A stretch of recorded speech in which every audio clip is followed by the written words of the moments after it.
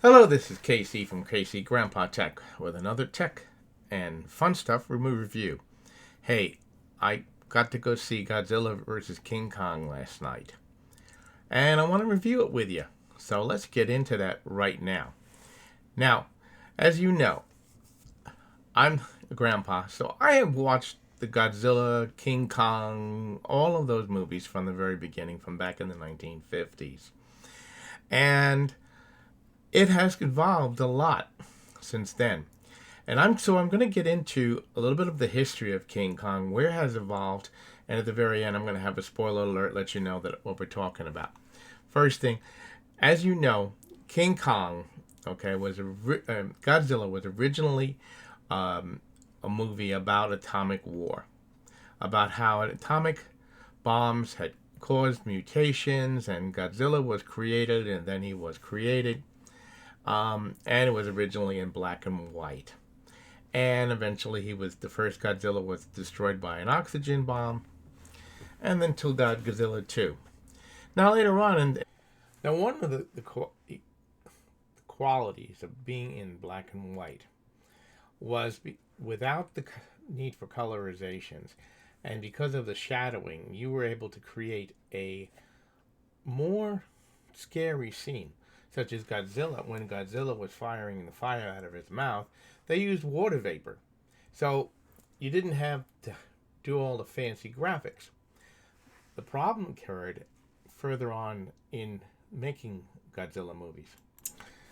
With the colorization of movies, the problem was that the props, which worked very well, the costumes and such like that, in those movies, no longer really gave the scary effect of the character. The eyes were lifeless. The way they moved, because of improved graphics and because of better cameras, while you had a greater picture, the problem was that the picture itself didn't deplete or didn't show them in a good light. Such as with this Godzilla here, not Godzilla, this King Kong, you can see that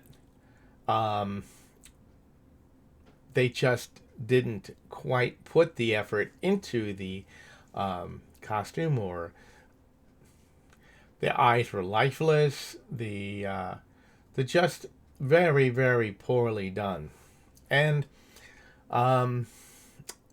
the quality of the movie wasn't that great either.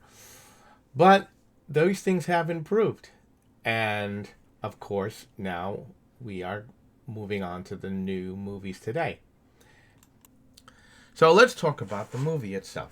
First thing I'm going to tell you, took the family last night.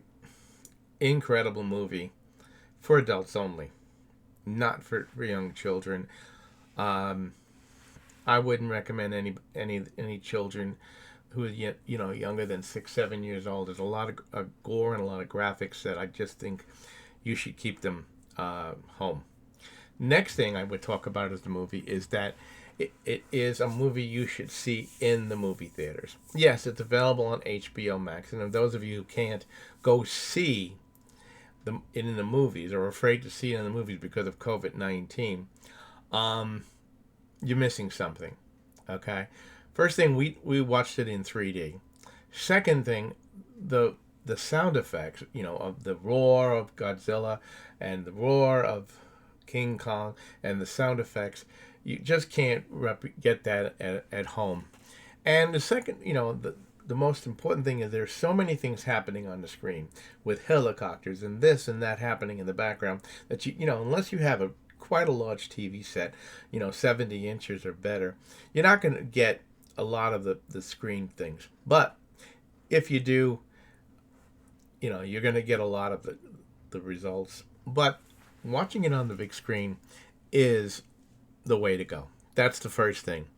And you won't be disappointed.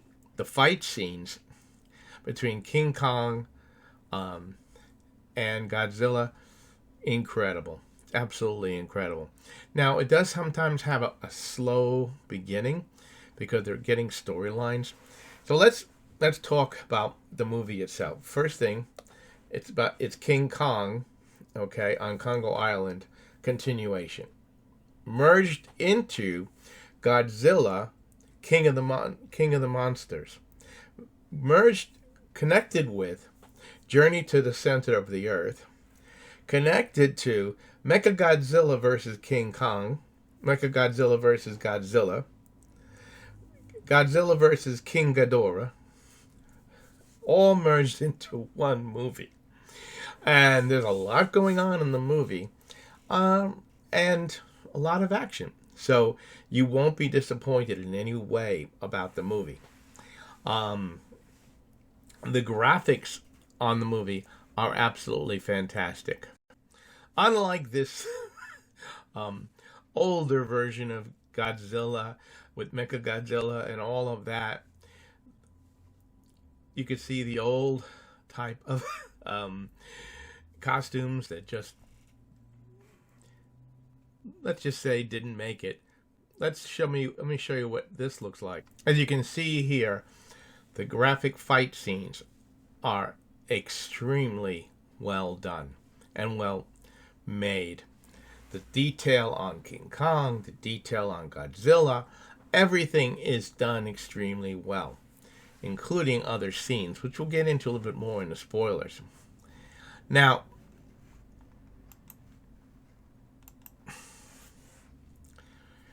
there are some connection with people being in the movie, with people being there, and for the most part, the interaction with people in the movie is, let's just say, less than stellar. Okay, most of it's a lot about fight scenes, and the people are there kind of to tell the story, but just say they don't make it. So far, I just want to let you know that the just the combination of the fight scenes, the action, the well done parts of the movie, the integration between almost, I would say, about 5 different movies and continuations and remakes is well done. And you won't waste your money going to see this movie. I'm going to tell you what, I'm going to go watch it on HBO Max when I get off here. Just was that good. Was that good. But now I'm going to talk to you about spoilers. So if you haven't seen the movie and you don't want to hear about spoilers, this is the time to let go. Now, first thing, the movie begins. So as we begin, okay, the movie opens. Godzilla suddenly attacks a facility. There's a massive destruction, and for some strange reason, he lays destruction to an area. And now the whole world is worried. Why did Godzilla attack? What's going on? What are we going to do? Then the scene goes back to, now, King Kong is still on Congo Island, but he'd been moved to a special facility to hide him from Godzilla.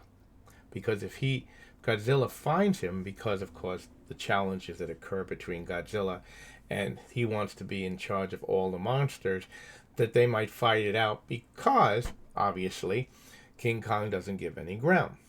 Now, as you've seen, probably there's a little girl in the movie who King Kong has made friends with, and you've probably seen the finger come down.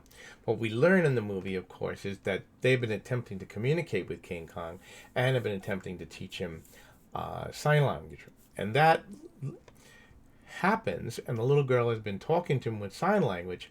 But not only that, she can also talk you find out, like in Mothra, okay, they can also talk telekinetically.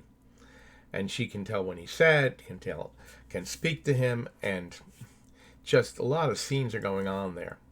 Now, when I talked about going to the journey of the center of the earth, as we saw in the original Kong movie, these creatures were coming from center Earth.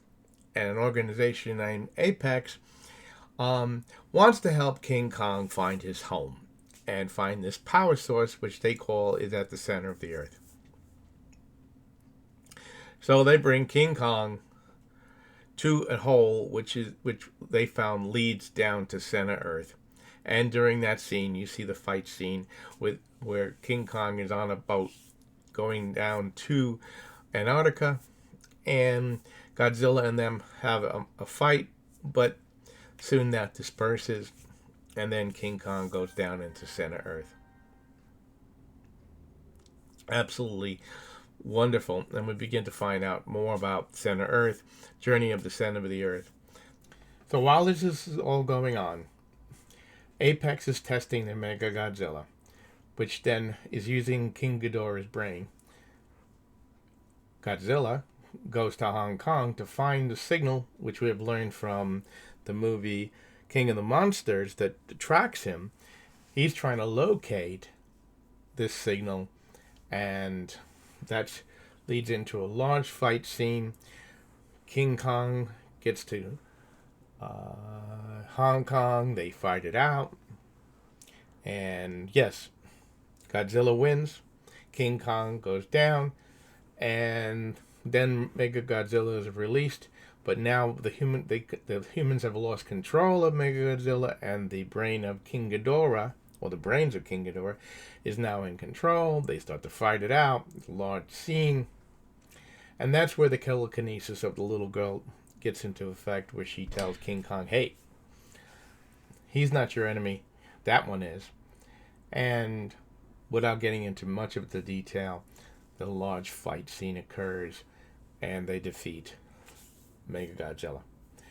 Now, there's a lot of scenery in there, a lot of things that you love, and I'm not going to tell you exactly what happened because that would ruin it for you.